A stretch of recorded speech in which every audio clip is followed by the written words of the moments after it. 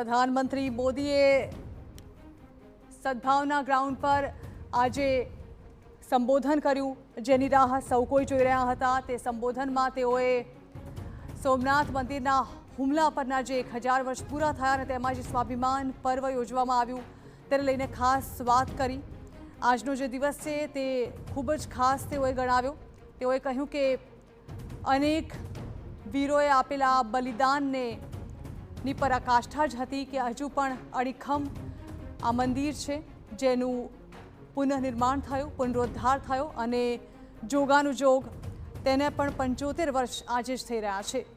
ત્યારે આજે પ્રધાનમંત્રી મોદીએ પોતાના સંબોધન દરમિયાન ન માત્ર સોમનાથની ઇતિહાસ ગાથા પરંતુ સાથે સાથે કઈ રીતે આ ક્ષણ દરેક સનાતનીઓ માટે ગર્વની ક્ષણ છે તે પણ જણાવ્યું। સાથે જ તેઓએ એ વાત પર કટાક્ષ કરવાનું પણ ન ચૂક્યા, જેમાં જે ગૌરવવંતો દેશનો ઇતિહાસ છે તે ક્યારેય બતાવવામાં જ નથી આવ્યો, ભણાવવામાં જ નથી આવ્યો, તેને જાણી જોઈને સંતાડવામાં આવ્યો હોવાનું પ્રધાનમંત્રીએ જણાવ્યું। તેઓએ કહ્યું કે આજનું ભારત અલગ છે, જે આસ્થા અને નમનની સાથે વિકાસની હરણફાળ ભરી રહ્યું છે। તેમનું કહેવું છે કે આપણી ભવ્ય સભ્યતા છે જેનો આશય ક્યારેય કોઈને હરાવવાનો કે નીચું દેખાડવાનો નથી રહ્યો। તેઓએ કહ્યું કે આપણે જીવનમાં આસ્થા સાથેનું આ સંતુલન જાળવવાનું છે। આપણે જણાવી દઈએ કે આ 2 દિવસીય જે પ્રવાસ હતો પ્રધાનમંત્રીનો સ્વાભિમાન પર્વને લઈને, તેમાં ગઈકાલે તેઓએ આ કાર્યક્રમમાં ભાગ લીધો, જેમાં શંખનાદ અને ઓમકારના 72 કલાક સુધી લગાતાર જાપ કરવામાં આવ્યા ઋષિકુમારો દ્વારા।